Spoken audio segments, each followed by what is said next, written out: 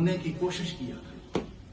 خوف خدا سے آنسو بہانا اگر نہ آئے تو اپنی کیفیت بناؤ, خدا کی طرف رجوع کرو. اللہ تمہارے اندر نرمی پیدا کرے گا, تمہارے دلوں کی سختی کو خدا کیا کر دے گا, دور کر دے گا.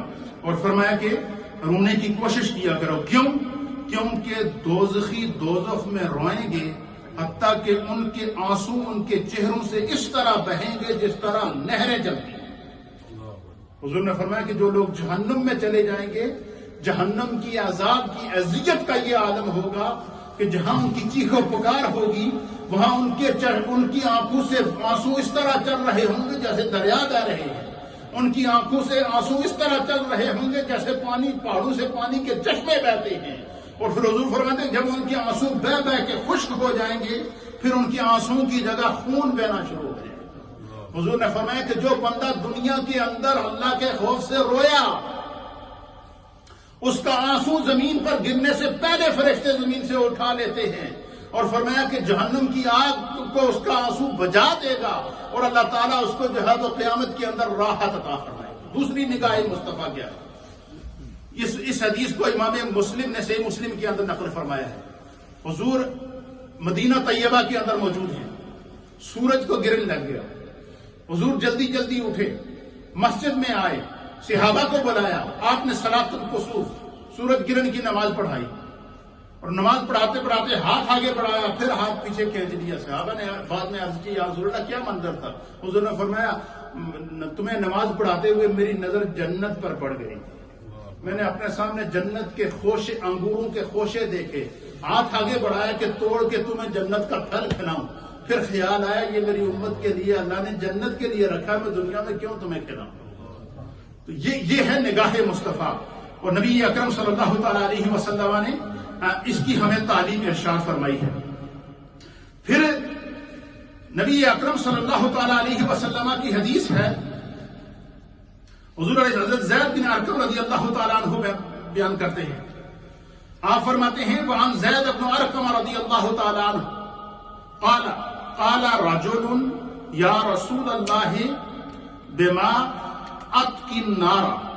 یا رسول اللہ, ایک حضرت زید بن ارقم کہتے ہیں کہ نبی اکرم صلی اللہ تعالیٰ علیہ وآلہ وسلم کی بارگاہ میں ایک شخص آیا اور اس نے عرض کیا کہ یا رسول اللہ میں جہنم کی آگ سے کیسے بچ سکتا ہوں, مجھے وہ راز بتائیں, وہ طریقہ بتائیں, اس کے اوپر میں زندگی گزاروں تو خدا مجھے جہنم کی آگ سے اور جہنم کے عذاب سے بچائے. تو آپ فرماتے ہیں کہ نبی اکرم صلی اللہ تعالی علیہ وسلم نے فرمایا کہ تم اگر جہنم کی آگ سے بچنا چاہتے ہو تو دنیا میں کیا کرو. قال, نبی علیہ الصلوۃ والسلام نے فرمایا بدموع عینیک فإن عینا بکت من خشیت اللہ لا تمسها النار ابدا. حضور نے فرمایا کہ اے میرے غلام, اگر تو جہنم کی آگ سے بچنا چاہتا ہے, اگر تو جہنم کے عذاب سے بچنا چاہتا ہے, اگر تو چاہتا ہے کہ جہنم کی آگ سے بچ جائے تو پھر ایک چیز کو اپنی زندگی کا معمول بنا لو. فرمایا اپنے گناہوں کو یاد کر کے سچی توبہ کر کے اللہ کی خوف سے, اللہ کی خشیت سے آنسو بہایا کرو. فرمایا خدا کے خوف سے بہنے والا جو آنسو ہوتا ہے, نبی علیہ الصلوۃ والسلام نے فرمایا کہ وہ جہنم کی آگ کو کیا کر دیتا ہے, بجھا دیتا ہے.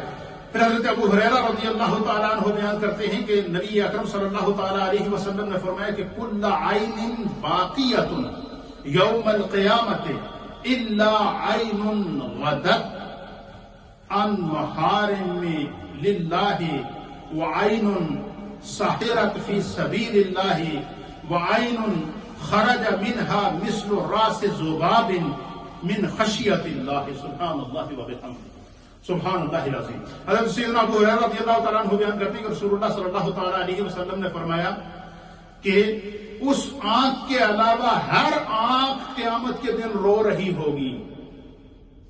اس آنکھ کے علاوہ ہر آنکھ قیامت کے دن رو رہی ہوگی جو اللہ تعالیٰ کی حرام کردہ چیزوں کو دیکھنے سے جھکی رہی, اور وہ آنکھ جو اللہ کی راہ میں بیدار رہی, تیسری وہ آنکھ جو خوف خدا کی وجہ سے اس سے آنسو چلتا رہا.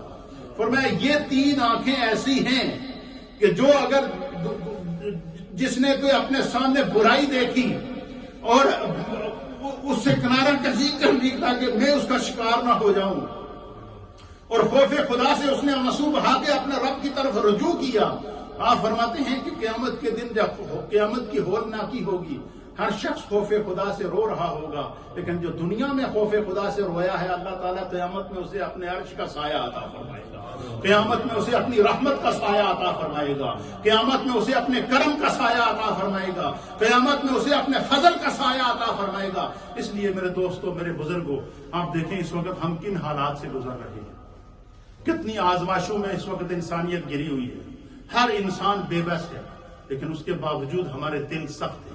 دلوں کی سختی کو دور کیجیے، دل کے اندر تقویٰ پیدا کیجیے، دل کو خوف خدا کی طرف لائیے، اپنے ہر انسان اپنا محاسبہ کرے۔ کوئی آدمی ایسا نہیں ہے دنیا میں جس کو یہ پتہ نہیں ہو کہ میں کیا کرتا ہوں۔